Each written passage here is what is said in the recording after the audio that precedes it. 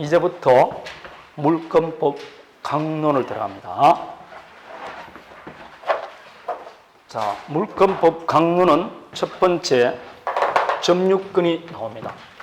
자, 점유권은 뭘 점유권이라 그러냐? 물건을 사실상 지배하는 걸 점유라 그럽니다. 여러분, 법조문 오른쪽 192조를 보세요. 물건을 사실상 지배하는 자는 뭐가 있다? 점유권이 있다. 그러면 물건을 사실상 지배하는 걸 뭐라 그러냐? 그걸 점유라 그래요. 그러면 점유하기만 하면 무조건 뭘 인정해 준다?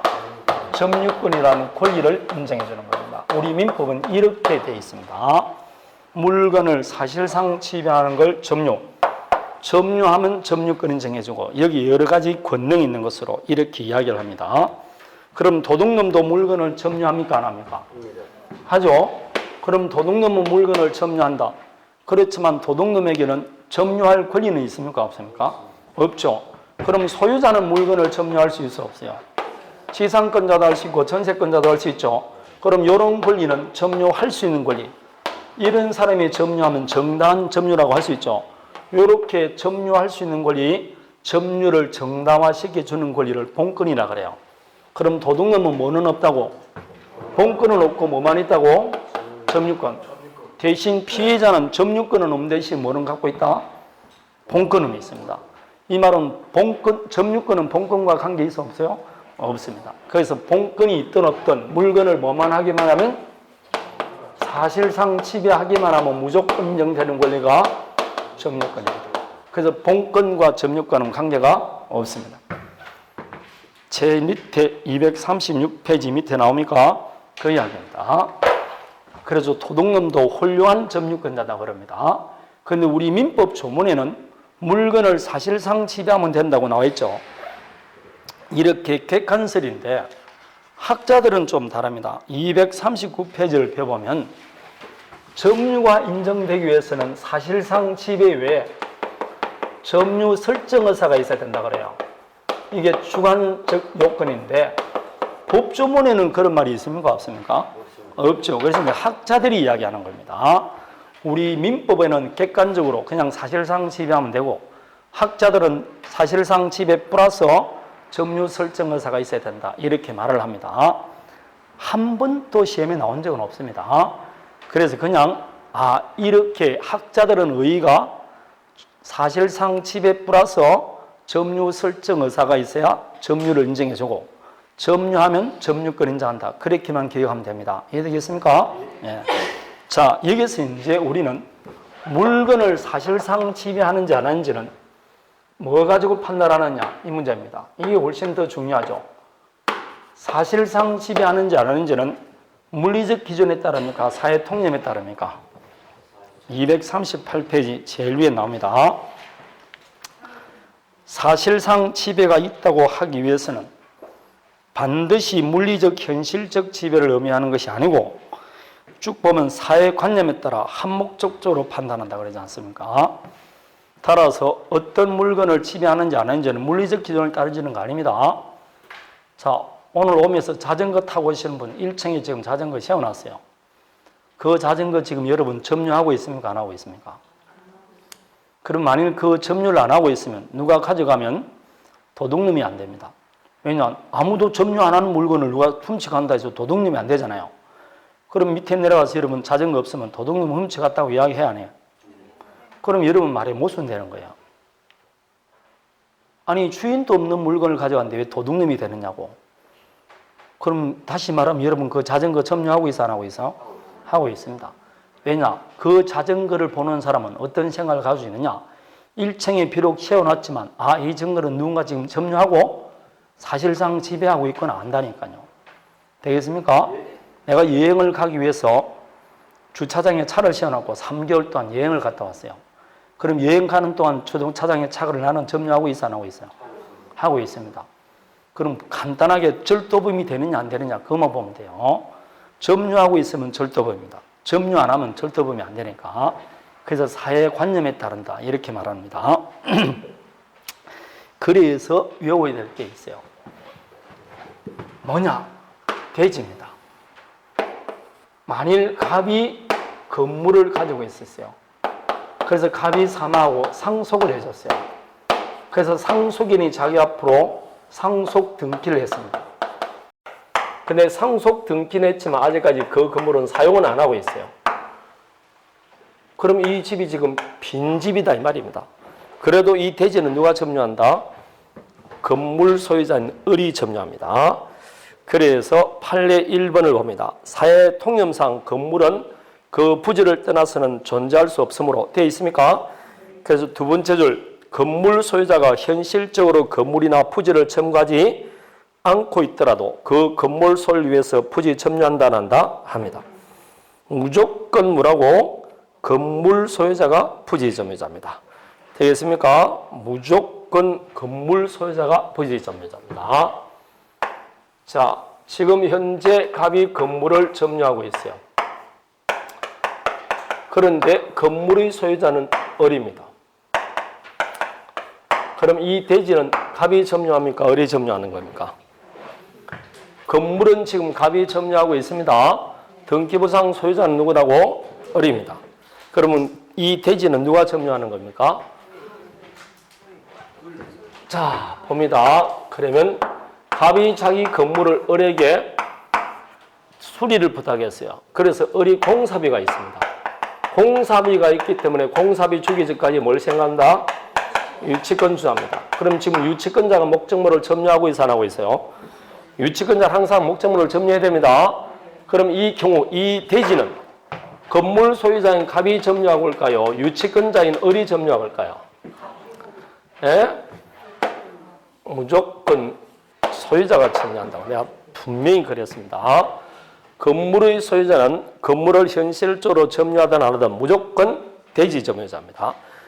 건물 점유자가 아니고 뭐라고? 대지를 누가 점유하냐 물어본다니까. 대지. 건물은 건물과 토지는 별개의 부동산이니까 건물은 건물 점유하는 자가 점유하겠지.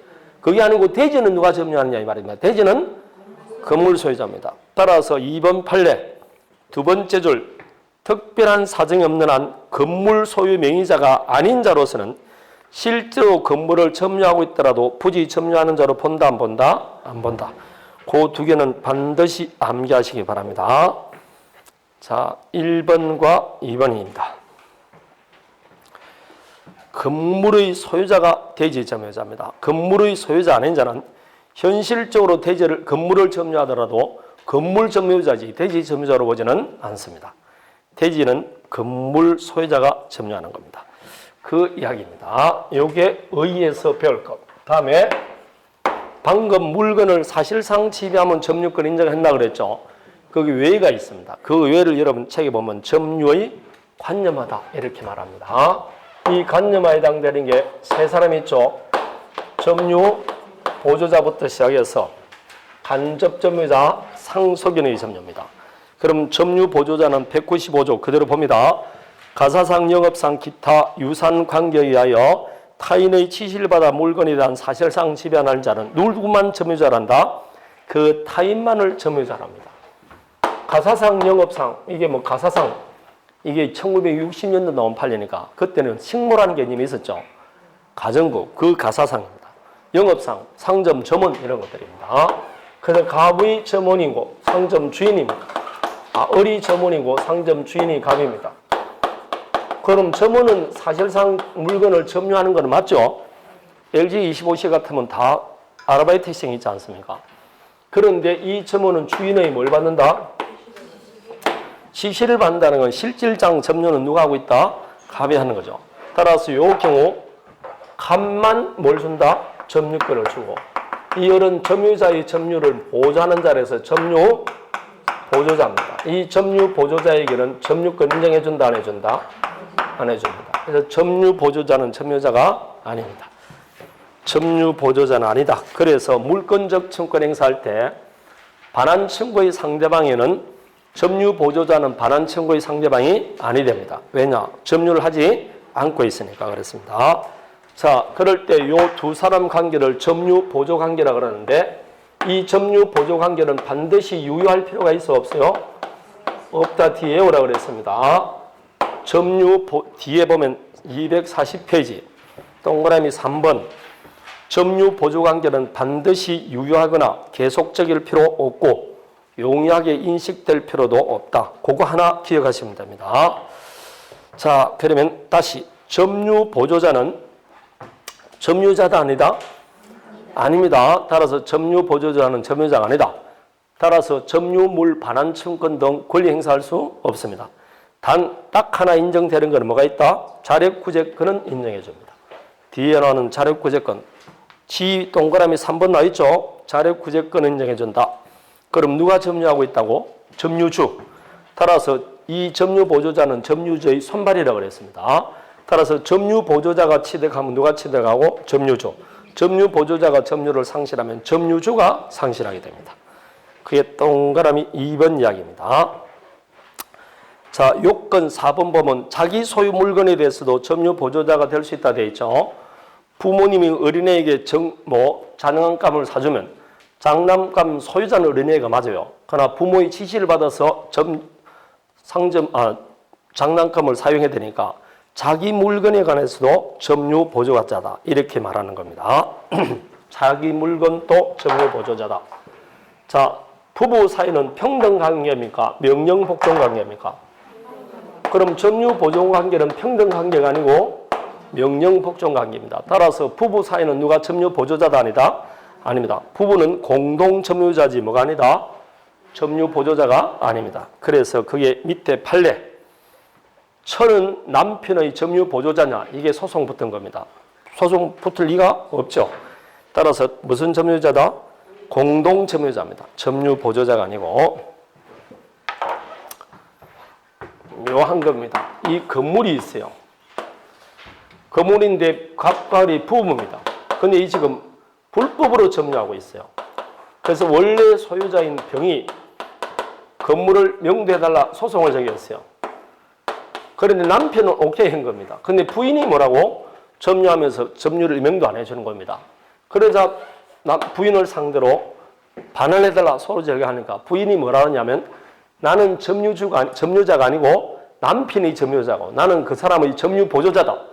따라 왜 나를 상대로 서울생을 제기했냐. 이렇게 나온 겁니다. 부인이 스스로 뭐라고 했다고? 점유보조자를 보낸 겁니다. 그래서 법원에서는 무슨 소리냐. 당신은 점유보조자가 아니고 공동점유자다. 따라서 반환해주라. 이렇게 나온 겁니다. 되겠습니까? 그래서 마지막 줄 공동점유자로서 불법 점유하고 있다 봄이 상당하다. 이렇게 되는 겁니다. 불리하면 점유보조자라고 소송을 제기합니다. 평소에는 점유주처럼 행세를 하다가 241페이지 간접점유입니다. 이거는 갑과사의 갑이 소유자입니다. 등기부상 소유자인데 이걸 임대를 줍니다. 그럼 임차인이 목적물을 점유하죠. 그런데 점유하지만 나중에 임대차 존속기간이 만료되면 목적물은 누구한테 반환해 줘야 됩니까? 갑에게 반환해 줘야 됩니다. 그럼 갑은 임대차 기간이 만료되면 목적물 반환받을 수 있을 수 없어요. 반환청구권이 존재합니다. 이 반환청구권이 존재한다는 말 자체는 이 건물은 궁극적으로 누구한테 이전될 것이다. 그럼 지금 현재는 누가 점유하고 있지만 결국은 갑이 점유할 물건입니다. 그러면 갑은 요 임대차 기간 동안은 직접은 점유하지 않지만 누굴 통해서? 요 을을 통해서 건물을 간접으로 점유하고 있다고 봅니다. 그래서 갑에게도 점유권 인정합니다. 갑의 점유는 뭐라고 하고? 간접 점유. 을의 점유는 직접 점유라고 합니다. 요 직접 점유자를 매개로 해서 그래서 점유 매개자가 됩니다. 간접 점유자는 직접 점유자를 점유 매개로 해서 물건을 간접 점유하고 있다. 이렇게 말합니다. 그 간접 점유하게 만든 두 사람 사이의 법률 관계를 점유 매개 관계라고 합니다. 그 점유 매개 관계가 방금 말하던 지상권, 전세권, 임대차 계약 등등입니다. 오른쪽 점유 매개 관계 나오죠? 지상권, 전세권, 질권, 사용대차, 임대차, 임치 이렇게 점유 매개 관계를 가능하게 하는 법률 관계를 점유 매개 관계라 이렇게 말합니다. 자, 여기서 이제 점유 매개 관계는 하나 기억할 것이 있죠. 디귿 점유 매개 관계는 반드시 유효할 필요 있다 없다? 241페이지 디귿 반드시 유효할 필요 없다. 외우라 그랬고 리얼 중첩적으로 있을 수 있다 없다? 있다. 그 두 개 외우라 그랬습니다. 중첩적으로 있을 수 있고 반드시 유의할 필요는 없다. 그렇게만 외우면 됩니다. 그러면 간접점유자의 뒤에 나옵니다. 간접점유자도 점유자도 아니다. 점유자죠. 따라서 앞으로 제가 아무 말 없이 점유자 그러면 누구도 포함시킨다. 간접점유자도 포함시킵니다. 그러나 간접점유자는 현실적으로 점유하지 않고 있기 때문에 자력구제권을 인정해주지 않습니다. 그래서 밑에 자력구제권을 인정해주지 않는다. 그래서 간접점유자에게도 점유회수 청구할 수 있어 없어요? 있습니다. 좀 이따 점유회수 청구할 때 배웁니다. 이제 한번 했으니까 간접점유자도 직접 점유가 침탈되면 반환 청구할 수 있죠. 다만 자기에게 반할 것을 청구하는 게 아니고 직접 점유자에게 먼저 반할 것을 청구하고 반환받기 거부할 때는 자기에게 반할 것을 청구할 수 있다. 그게 동그라미 2번이 있는 이야기입니다. 지금 해봤자 모릅니다. 왜냐? 기억이 없으니까. 좀 이따가 점유 회수 청구할 때 할 겁니다. 똑같은 이야기입니다. 여기서는 간접점유자가 누구냐? 그만 기억하시면 됩니다. 시험에 여러분 다음 중 간접점유자에 관한 설명 중 옳은 것들은 이런 거 안 나옵니다. 간접점유가 누군지 알면 되는 것이지 그걸 가지고 뒤에 효과를 보는 것이지 간접점유자에 대한 설명 중 옳은 것들은 이런 거 안 나온다니까. 다음에 상속인의 점유입니다. 이거는 뭐 갑이 지금 아파트 하나를 갖고 있다. 이 말 아파트 소유권을 가지고 있습니다. 그리고 지금 아파트를 점유하고 있어요. 그런데 갑이 사망했습니다. 그럼 뭐 일어난다?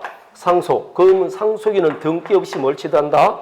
소유권 취득합니다. 문제는 점유권은 어떻게 되느냐? 점유권도 이전되느냐? 점유권은 사실상 지배할 때 인정되는데 지금 지배를 안 하고 있잖아요. 그럼 법률 관계가 복잡하기 때문에 193조에 못을 박아놨어요. 점유권은 상속인이 뭐한다? 이전한다고 되어 있습니다. 따라서 꼴깍과 동시에 이 말은 갑이 사망했던 사실을 알 필요도 없이 사망과 동시에 점유권도 이전됩니다. 밑에서 두 번째 줄 상속인이 사실을 알든 모르든 또 물건을 사실상 지배하지 않더라도 사망과 동시에 이전됩니다. 이게 상속인의 점유입니다. 되겠습니까? 자, 위에 기출지문 1번을 보십시오. 건물 소유자가 현실적으로 건물이나 부지를 점유하지 않더라도 특별한 사정이 없는 한 건물 부지에 대한 점유가 인정된다 그랬습니다. 4번 간접점유자도 점유물 방해방 청구할 수 있다. 간접점유자도 점유자입니다. 그러나 점유보조자에게는 인정해준다 안 해준다? 안 해줍니다. 그런 것들입니다. 자, 여기까지입니다. 간평사에도 밑에 기출지문 3번을 보면 건물 소유자가 아닌 자는 실제 건물을 점유하고 있다면 당연히 건물 부지 점유자로 봐야 된다. 그럼 맞아 틀려요? 틀립니다. 그런 겁니다. 자, 다음에 240, 요게 점유의 관념화에 관한 겁니다. 왜 이렇게 분류를 하느냐? 요 무슨 점유냐에 따라서 뒤에 효과가 달라지는 겁니다. 그래서 배우는 겁니다. 그래서 뭐 점유 보조자에게는 자력구제권 인정해준다. 간접점유자에게는 자력구제권 인정해주지 않는다. 그럴 때 써먹는 겁니다. 이해되겠습니까? 따라서 주인이 간접점유자입니까? 세입자가 간접점유자입니까? 주인이 간접점유자입니다. 다음에 점유의 태양입니다. 여기 태양에는 이제 점유도 여러 가지 기준에 따라 분류를 할 수 있습니다. 그 분류를 점유의 태양이라고 합니다. 태양, 형태, 모습, 분류, 종류 이렇게 말하면 됩니다. 그 중에서 가장 중요한 분류가 자조점유와 타조점유입니다. 자, 자조점유란 뭘 자조점유라 그런다? 맞습니다. 소유여사로 점유하는 걸 자조점유라 그러고 소유여사가 없는 점유를 타조점유라 그럽니다. 여기서 소유여사란 뭘 소유여사라 그런다? 자, 어떤 물건을 지배하는 걸 점유라 그러잖아요. 그 지배할 때 자기가 마치 소유자처럼 지배하려고 할 의사를 소유여사라고 합니다. 소유자처럼 그 물건이 마치 지가 소유물처럼 지배하는 의사를 자조점유, 소유여사라고 합니다. 소유자로서 지배할 의사를 말하는 겁니다. 그런데 시험에 나올 거는 자조점유란 자기에게 소유권이 있거나 소유권 있다고 믿고 사는 점유를 말한다. 이렇게 놓는다니까 틀립니다. 소유할 의사로서 점유하는 것이지 소유권 있다고 믿고 사는 점유는 아닙니다. 그래서 그거는 일단 암기하셔야 됩니다. 244페이지 2번에 있는 얘기입니다. 소유권 있다고 믿는 점유가 아닙니다. 도둑놈은 무슨 점유입니까? 자조점유죠. 그 도둑놈의 물건을 훔칠 때는 그 물건을 마치 지가 소유자처럼 지배할 의사로 사지 않습니까? 그래서 이걸 자조점유다 그런 말 합니다. 그럼 자주인지 타주인지 판단하는 기준은 뭘 가져가느냐? 소유할 의사로 해서 점유자의 주관적 의사에 따르는 것이 아닙니다. 주관적 의사에 따르는 것이 아니고 권한의 성질에 따라 외형적, 객관적으로 판단하는 겁니다. 권한의 성질에 따라 외형적, 객관적으로 판단한다. 거기에 동그라미 1번 나옵니까?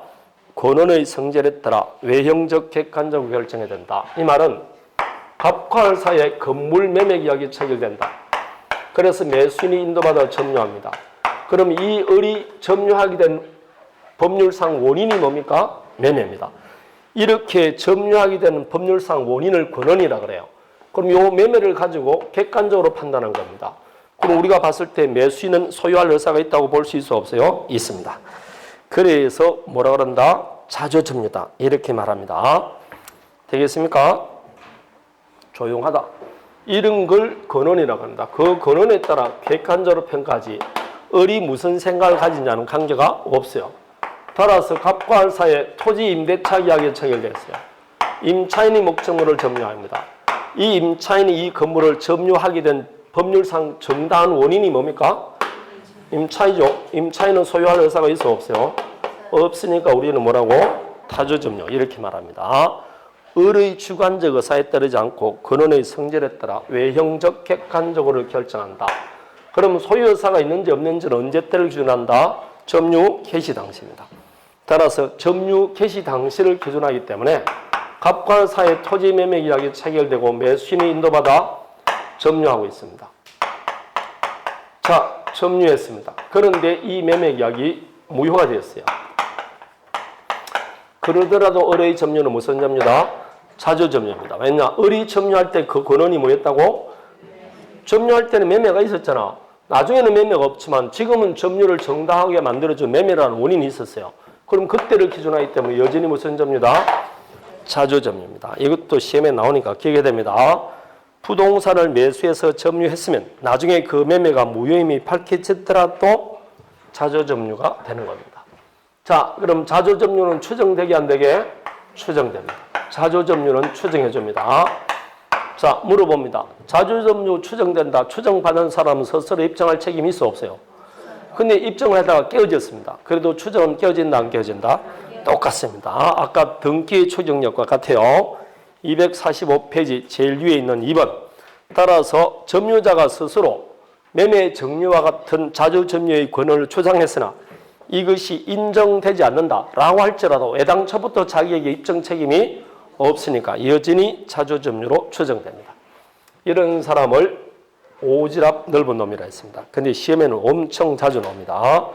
반드시 암기하셔야 됩니다. 암기. 이걸 기준으로 자타를 보는데 여기서 이제 그럼 지금 현재 판례가 자조점유로 본 것이 어떤 것이 있느냐? 오른쪽 성질상 자조점유인 경우 나와 있죠. 첫 번째, 착오로 인접 토지 일부를 자기가 매수한 토지인 줄 알고 돼 있죠. 그래서 갑과 을 사이에 토지 매매 계약을 체결합니다. 갑으로부터 을 토지를 매매해요. 자, 그래서 매매에서 매수인이 인도받아서 목적물을 점유하고 있어요. 그런데 이웃집 토지 소유자 병이 나타나서 하는 말이 여기까지 자기 토지라는 겁니다. 그래서 나중에 청량해 보니까 이까지가 누구 토지다? 병의 토지가 맞아요. 그럼 자기는 지금 을은 자기가 매수한 토지인 줄 알고 이걸 지금 점유했는데 토지 일부가 자기 게 아니고 뭐라고? 남의 토지입니다. 이때 무슨 점유다? 자조점유다. 왜냐? 지가 소유자인 줄 알고 점유했으니까. 그래서 인접 토지 일부를 경계를 확인하지 보지 않고 착오로 일부를 그가 매수 취득한 대지인 줄 알고 점유했다. 그러면 자조점유가 됩니다. 되겠습니까? 그래서 자조점유가 된다. 그렇게 말합니다.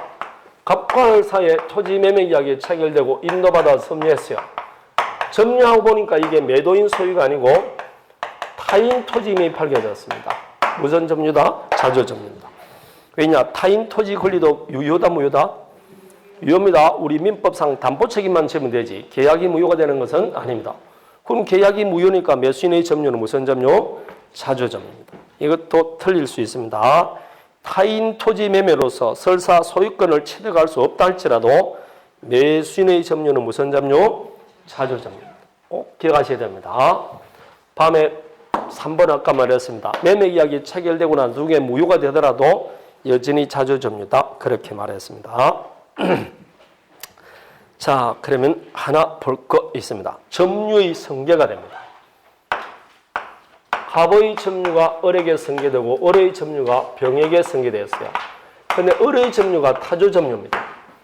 그럼 점유를 승계받은 병의 입장에서는 자기만의 점유를 주장할 수 있고 전 점유자의 점유를 아울러 주장할 수 있습니다. 그런데 점유를 승계받은 병이 자기만의 점유를 주장합니다. 무슨 점유를 승계받았다?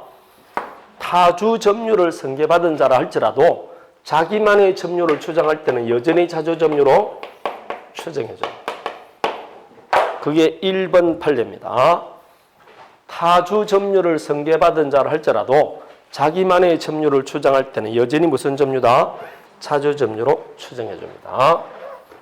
자, 그러면 추정이 깨어지는 경우가 있을 것이다. 두 가지 경우 추정이 깨어진다고 그랬습니다. 악기의 무슨 점유? 무단 점유. 자, 악기의 무단 점유 밑에 나옵니다. 점유 개시 당시 소유권 취득 원인이 될 수 있는 법률 행위, 기타 요건이 없고 요건이 없다는 걸 잘 알면서 점유한 겁니다. 예컨대 이 말입니다. 갑의 토지를 을이 지금 점유합니다. 그럴 때 이 을이 점유할 때 소유권 취득이 될 수 있는 권한이 없어요. 예컨대 뭐 했거나 매매했거나 아니면 정리했거나 이런 법률상 원인이 없이 권한 뭐라고? 없이 이 말입니다. 남의 토지를 여러분 권한도 없이 점유한다. 이런 점유를 무슨 점유라고 그런다고? 그걸 무단 점유라고 그러잖아. 그럼 권한 없다는 걸 스스로가 알고 있어요. 아는 게 뭐라고? 이런 놈은 뭐 남의 토지를 무단으로 막 점유하는 거 아닙니까? 이런 놈에게 자조 점유가 추정되면 돼? 안 돼? 안 됩니다. 따라서 이 상태로 20년간 경과해봤자 시효체득이 안 됩니다. 왜냐? 자조 점유가 아니면 시효체득이 아니니까 그렇습니다. 그래서 이걸 줄여서 악의 무단 점유라고 합니다. 권한 없고 없다는 걸 잘 알면서 무단 점유한 겁니다. 마찬가지입니다. 이것도 추정이니까 반대의 증거가 나타나면 추정은 깨진다 안 깨진다? 깨집니다. 반대 증거가 나타나면 항상 추정은 깨지는 겁니다. 그래서 2번을 봅니다. 진정한 소유자라면 통상 취하지 아니할 태도를 나타내거나 거꾸로 소유자라면 당연히 취했을 것으로 보이는 행동을 취하지 아니하는 경우 등 외형적 객관적으로 보아 소유자가 갖고 있지 아니한 것이라고 볼 만한 사정이 뭐 됐다고? 증명이 된 경우 되어 있지 않습니까? 그 앞에 거는 예를 드는 것이고 결국은 소유의 여사가 없다는 게 증명이 되면 추정은 깨집니다. 증명하는 방법은 다양하게 있겠죠. 예컨대 이 말입니다. 현재 토지 점유자가 갑이에요. 근데 이 토지가 지금 무주토지예요. 보전 등기가 안 돼 있어요. 그런데 부동산 등기 특별조치법을 3번이나 내려서 현재 점유하는 자가 그 토지의 소유자면 이 법에 따라 보전 등기하라고 법이 3차례 내려왔어요. 그럼 만일 이 갑이 소유여사가 있었으면 이 법에 따라 보전 등기 했을까 안 했을까요? 했겠죠. 그런데 오히려 보전 등기하지 않고 을이 보전 등기를 합니다. 그 보전 등기를 하는 걸 보고도 갑이 아무런 이의 제기를 안 하고 있어요. 요따구 짓을 하는 것으로 봤을 때는 이 갑에게는 소유여사가 있어 없어요? 그렇죠. 소유자라면 당연히 취했을 것으로 보이는 행동을 취하지 안 했지 않습니까? 그럼 추정이 깨어지는 겁니다. 반대의 증거가 나타나면 추정은 깨어집니다. 자, 그러면 이걸 기초로 현재 타주 점유라고 본 판례는 어떤 것이 있느냐 이 말입니다. 그게 여러분 책 246페이지 타주 권한의 성질상 타주 점유라고 성질 나와 있죠. 첫 번째 2번을 먼저 보십시오. 명의 수탁자의 점유는 무슨 점유다? 명의수탁자는 당연히 소유여사가 있습니까? 없습니까? 없으니까 당연히 타주점유가 되는 겁니다. 다음에 3번 분묘기지권자의 점유입니다. 분묘기지권자는 분묘를 수봉사하기 위해서 타인 토지를 잠시 이용할 뿐이지 소유의사가 있는 것은 아닙니다. 따라서 분묘기지권자의 점유도 타주점유입니다. 따라서 남의 토지를 분묘를 설치하고 20년간 평온 공연하게 점유했다. 그럼 이 분묘를 점유하는 자은 토지의 소유권을 취득합니까? 분묘기지권을 취득합니까? 분묘기지권을 취득하지 소유권을 취득하는 거 아닙니다. 왜냐? 타주점유니까 소유권이 취득이 안 돼요. 다음에 4번 공유자 한 사람이 공유 토지의 전부를 점유한다. 갑을병 세 사람이 공유하는 토지가 있어요. 그런데 이 공유 토지를 한 사람이 단독으로 점유합니다. 라고 할지라도 이 사람은 전부 자주점유가 아니고 다른 사람이 갖고 있는 지분 범위 내에서는 무슨 점유다? 타주점유. 그게 4번입니다. 아주 자주 나오는 게 4번입니다. 다른 공유자 지분 비율 범위 내에서는 타주점유자입니다. 다음에 이제 공부상 면적을 현저히 초과한다는 1번 나와 있죠. 갑과사에 토지 매매를 합니다. 근데 등기부에는 이 토지가 80평으로 되어 있어요. 그래서 매수인이 인도받아서 딱 점유하는데 아무리 생각해도 이게 200평은 될 것 같아요. 등기부상 면적과 실제 면적이 현저한 차이가 있습니다. 그럴 때는 여러분이 매수인 어리라 할지라도 이 토지 중 일부는 내 것이 아니라는 걸 충분히 알고죠. 그러니까 악의의 무단 점유가 됩니다. 그럴 때는 그 초과 부분에 대해서는 타주 점유가 됩니다. 그게 1번 판례 내용입니다. 되겠습니까? 자, 그러면 타주는 영원히 타주냐? 아니죠. 타주도 자주로 바뀔 수 있어 없어요? 있습니다. 타주도 자주로 바뀔 수 있죠. 첫 번째, 자탄지 아는지는 근원의 성질에 따라 하니까 새로운 근원에 의해서 소유서로 점유합니다. 새로운 근원에 의해서 소유여사로 점유하면 자주점유로 바뀌는 거죠. 두 번째, 타주점유 시킨 자에게 소유여사가 있음을 밝히면 되는 겁니다.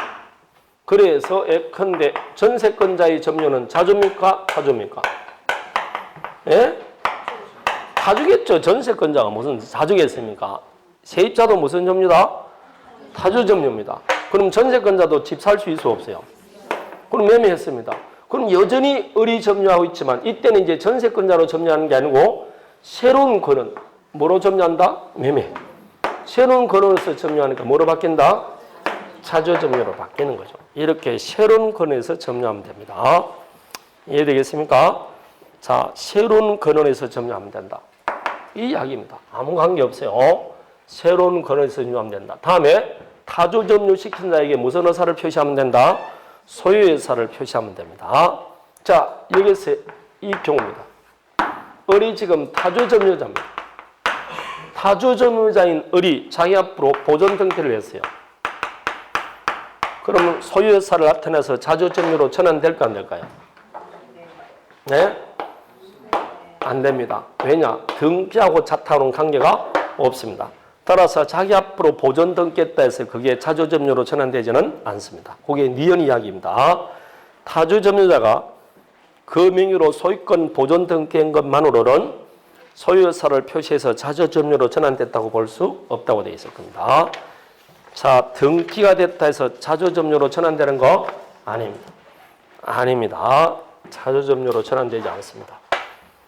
요 이야기입니다. 다음에 그럼 자주도 타주로 바뀔 수 있게 없게? 자주도 타주로 바뀔 수가 있어요. 어떨 때냐? 그게 있듯이 갑과 을 사이에 건물 매매 이야기가 체결됐어요. 매매 이야기가 체결됐다. 그러면 매도인의 점유는 당연히 무슨 점유다? 직권이가 자주점유겠죠. 그러나 매수인으로부터 대금 다 받았어요. 그럼 목적물 인도해 줘야 된다, 안 해줘야 된다? 인도 의무를 부담할 때부터 무슨 점유로 바뀐다? 타주점유로 전환됩니다. 되겠습니까? 그게 예컨대 되어 있을 겁니다. 타인에게 매도해서 인도 의무를 지고 있는 매수인의 점유는 타주점유로 전환된다. 이렇게 되어 있습니다. 되겠습니까? 니은만 시험에 나옵니다. 니은만. 자, 오른쪽 기출지문 1번을 보십시오.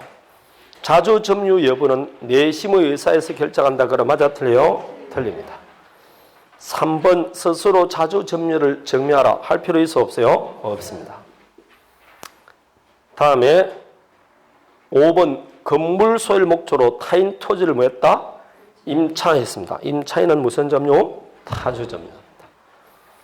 6번 자기 소유 부동산을 타인에게 매도하고 대금 전액을 지급받아 인도물을 부담하고 있습니다. 그럼 뭐로 바뀐다? 타주 점유로 전환됩니다. 맞습니다. 그런 이야기들입니다. 다음에 기출지문 2번 권원의 성질상 자타가 불분명하다. 그럼 무슨 점유로 추정된다? 타주 점유로 전환됩니다. 다음에 상속인의 점유는 조금 이따 할 겁니다. 다음에 4번을 보십시오. 물건을 매수해서 점유했다. 매매죠. 그럼 설사 그 매매가 뭐라도 모르고 했던 매수인은 무슨 점유? 자조점유다. 나중에 무혐의 밝혀지더라도 자조점유 추정이 깨어지지 않는다고 그랬습니다. 여전히 자조점유입니다. 자, 그러면 여기까지가 자타에 관한 내용인데 보기보다 많죠? 근데 이거는 계속해서 그냥 자주 보는 수밖에 없어요. 눈을 감고 자조점유는 뭐냐 이렇게 하지 말고 계속 봄으로써 그냥 오지선당할 때 찍을 정도만 기억하시면 됩니다. 다음에 선의점유, 악의점유입니다. 이거는 선의악의는 본건이 없음에도 불구하고 본건이 있다고 오신하거나 의심을 품으면서 하는 점유를 무슨 점유? 악의. 조용하다.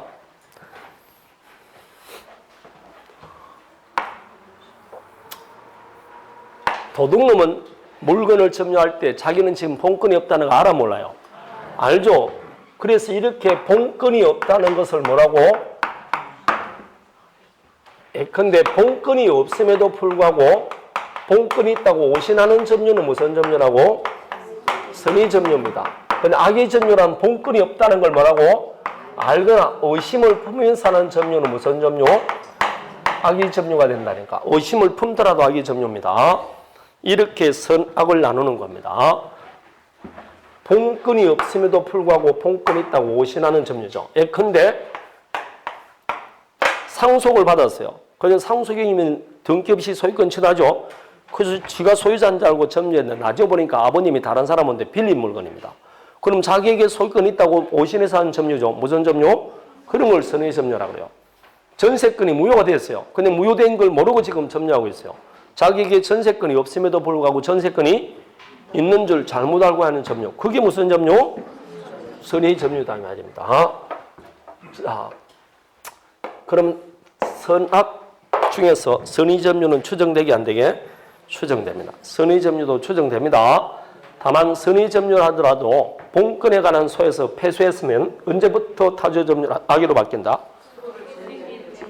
그렇죠. 그게 더 중요합니다. 소재기시입니다. 패소 확정때가 아니고 소재기시부터 악의 점유로 봅니다. 248페이지 2번 나와 있죠. 거기에 밑줄 칠 거는 소재기한 때로부터 그게 중요하다니까. 소재기한 때부터 악의 점유로 봅니다. 다음에 다시 본건에 관해서 없음에도 불구하고 본건이 있다고 오신하면 선의 점유라 했죠. 그 오신하는데 잘못이 있냐 없냐에 따라서 다시 뭐로 나눈다? 무과실과 과실로 나눕니다. 선의는 다시 그래서 몇 가지로 나눈다? 과실, 무과실로 나눕니다. 여기서 이제 하나, 무과실은 추정이 된다 안 된다? 안 됩니다. 항상 시험에 나옵니다. 무과실은 추정이 아니 됩니다. 안 되니까 나는 무과실로 점유했다는 걸 누가 입증해야 된다? 점유자 스스로 입증해야 됩니다. 무과실은 추정이 되지 않습니다. 자, 그 이야기입니다. 다음에 하자 있는 점유, 없는 점유. 그 위에 있는 거 보면 이게 악이 글씨 나와 있죠. 선의 반대는 뭐랍니까? 악이 아닙니까? 선의, 무과실. 무과실 반대는 뭐라고? 과실. 이렇게 나누는 겁니다. 평원, 공연대인데 평원, 공연 반대는 강폭, 엄비 이렇게 되어 있습니다. 계속 반대는 뭐라고? 불계속 되어 있잖아. 그 중에서 요 밑에 하나라도 있으면 뭐라 그런다고? 하자 있는 점유. 이렇게 말합니다. 없으면 뭐라고? 하자 없는 점유. 이렇게 말합니다. 요 밑에 하나라도 있으면 하자 있는 점유 이렇게 말합니다. 거기 밑에 강폭 점유란 그게 31번이 나와 있죠. 각주 31번을 보십시오. 강폭 점유란 점유를 보유하거나 취득할 때 법률상 용인될 수 없는 폭력 행위를 사용한 점유를 말합니다. 반대가 뭐라고? 병원 점유. 그럼 강도가 내 물건 빼앗아갔다. 그럼 강도의 점유는 무슨 점유? 강폭 점유입니다. 취득할 때 폭력 행위를 행사한 거 아닙니까? 은비 점유는 남 몰래 하는 점유. 반대는 공연 점유 그렇습니다. 따라서 남이 점유하는지 안 하는지 모르게 하는 점유가 은비 점유입니다. 남의 토지 위에 배관을 매설했다. 배관은 외부에서 보입니까? 안 보입니까? 안 보이지만 내 토지를 지금 점유해서 사용하고 있잖아. 그런 게 은비 점유입니다. 자, 되겠습니까? 그 중 하나로 되어 있으면 하자 있는 점유라고 합니다. 자, 250페이지. 요 방금 말했던 자타 점유가 제일 중요한 부분입니다. 차주 점유는 아예 독립돼서 한 문제 나올 수도 있습니다. 다음 중 점유에 관한 설명 중 옳은 거 틀린 거 하더라도 문항에 자타 점유는 하나씩 반드시 나오니까 암기를 하셔야 돼요. 다음에 점유권 취득과 소멸 중에서 그 위에 거는 읽어보시면 되고 3번 점유 승계의 효과입니다. 여기서 이제 점유자의 승계인은 자기만의 점유를 주장하거나 전 점유자의 점유를 아울러 주장할 수 있다. 아울러 주장할 때는 모두 승계한다. 하자도 승계한다 라고 되어 있을 겁니다. 맞습니까? 자, 그래서 이거는 다 아는 거지만 또 합니다. 갑이 점유하고 을이 점유하고 병에게 점유를 승계시켜 줬어요. 이렇게 점유를 승계시켜 줬다 했을 때 5년 점유하고 7년 점유하고 8년 점유했습니다. 그럼 현재 점유자는 누구라고? 병입니다. 그럼 이 병이 주장할 때 나는 이 토지를 몇 년간 점유했다? 8년 점유했다 주장할 수 있고 나는 15년 점유했다 주장할 수도 있고 나는 몇 년 점유했다? 20년 점유했다 이렇게 주장할 수도 있습니다. 점유를 승계받은 사람은 전 점유의 점유자의 점유를 아울러 주장할 수 있습니다. 그러면 나는 18년 점유했다 이렇게 주장할 수는 있어 없어요? 없습니다. 왜냐하면 갑의 점유를 승계받을 때는 시초부터 승계받아야지 이미 시점을 승계받아서 앞에 2년은 빼고요 3년만 승계받겠다 이렇게 할 수는 없습니다. 결국은 셋 중에 하나를 선택해야 됩니다.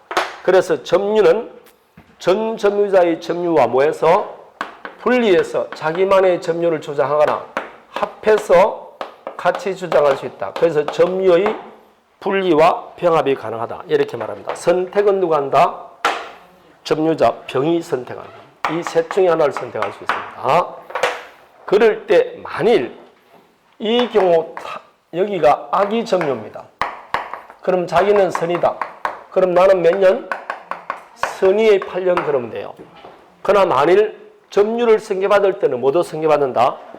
하자를 그대로 승계받습니다. 그래서 전주의 권리에 이게 하나 있으면 그대로 승계받아서 나는 몇 년? 악의 15년 그래야 되지. 선의의 15년. 이거는 아니 되는 겁니다. 그래서 점유를 승계받으면 모두 승계받는다. 하자도 승계받습니다. 이렇게 점유는 분리와 병합이 가능하지만 안 되는 경우가 있습니다. 어떨 때냐? 위에처럼 을이 병에게 점유를 승계시켜줬는데 승계의 원인이 상속인입니다. 상속일 때는 이 상속인은 피상속인의 점유를 떠나 자기만의 점유를 주장할 수 없습니다. 이럴 때는 몇 년밖에 주장 못한다? 15년 무슨 점유? 악의 주장에 되지 8년 선의의 였다고 소리를 할 수가 없습니다. 251페이지 상속은 점유의 분리와 병합이 아니 됩니다. 아니 됩니다. 따라서 상속인은 무조건 뭐라고? 피상속인하고 같이 주장이 됩니다. 자기 고유의 점유를 주장할 수 없습니다. 되겠습니까? 그런 이야기입니다. 전부 다 법조문 비슷하게 나오면 쉽게 나옵니다. 그 2번 번도 보면 자 이렇게 상속인은 점유의 분리와 승계가 가능해 안 해? 가능합니다. 피상속인의 점유가 타주면 자기도 무조건 타주 점유 그래야지 아버지 점유는 빼고요 내 점유만 주장한다 이렇게 아니 된다 이 말입니다. 되겠습니까? 자 다음에 점유권의 효력 253페이지 보면 방금까지 했던 걸 전부 다 한꺼번에 정리합니다. 197조 소유여사로 순위 평온 공연하게 점유한 것으로 추정한다 되어 있죠. 맞습니까? 그 중에서 지금 뭐는 추정이 안 됩니까?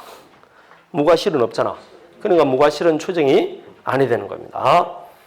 다음에 순위 점유라도 본권에 관한 소에서 패소하면 소, 제기된 때부터 하기 점유로 보고 전후 양시절에 점유한 사실에 있으면 점유는 계속된 것으로 추정합니다.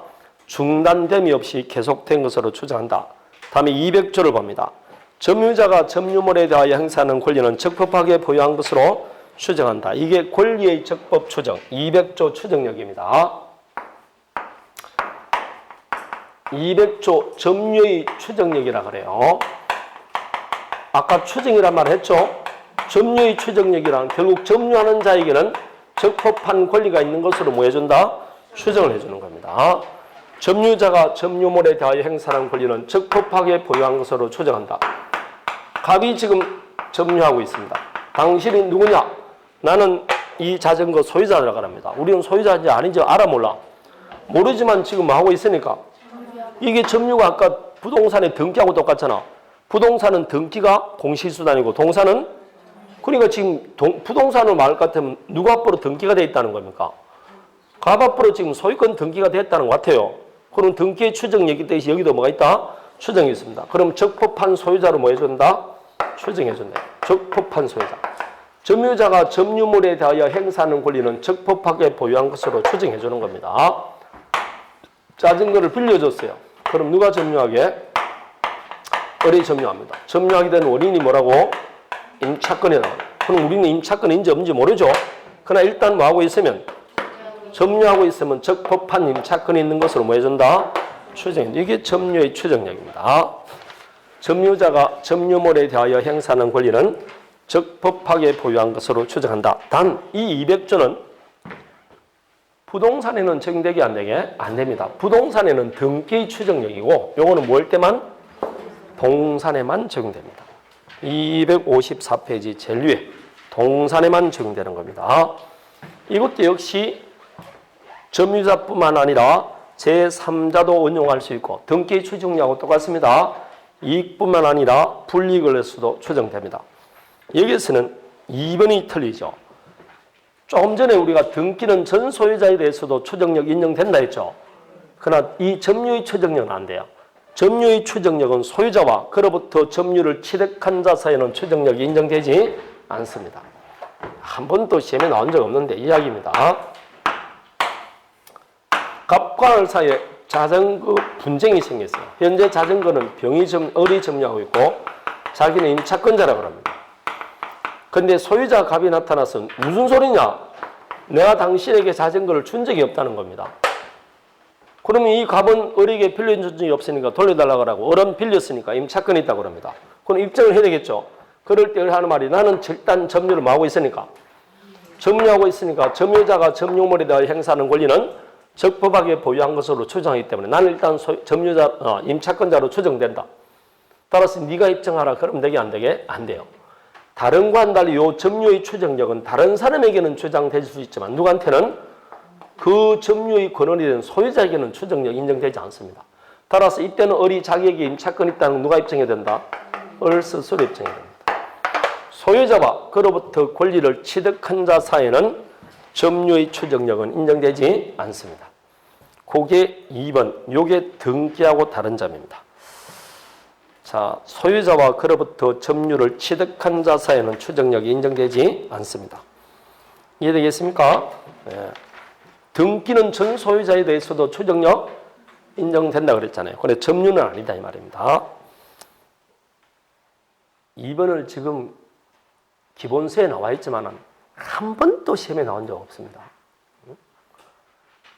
반드시 그래서 잘 외우세요. 반드시 잘 외울 필요 없다 이 말입니다. 더 중요한 것은 200조는 동산에만 적용되지 어디는 적용 없다? 부동산에는 적용 없다. 이익뿐만 아니라 불이익을 위해서 추정된다. 그런 게 훨씬 더 중요한 내용입니다. 이해되겠습니까? 그걸 예를 뭘 보면 알 수 있는 나중에 기출문제를 풀어보면 기출문제 10년간 기출문제를 풀어보는데 한 번도 언급이 안 됐죠. 그럼 10년간 한 번도 언급이 안 됐다는 건 뭐라고? 안 중요하다 그 말입니다. 근데 기본서는 왜 써놨냐? 그런 거 저런 거 다 빼보면 기본서가 안 되잖아. 설명이 안 돼서 행하니까. 읽어볼 때는 강약을 좀 조절해야 됩니다. 그래서 기출문제에 대놓고 나오지 않습니까? 요즘부터 뭐 기출문제가 그대로 다 출제되는데 그럼 뭐 안 나오는 거는 안 보는 게 좋아요. 자, 그런 사이 다 외워버렸다. 그러니까 다음에 첨유자와 회복자의 관계입니다. 벌써 쉬어야 되겠네. 좀 쉬었다 하도록 하겠습니다. 5분만 쉬었다 할게요.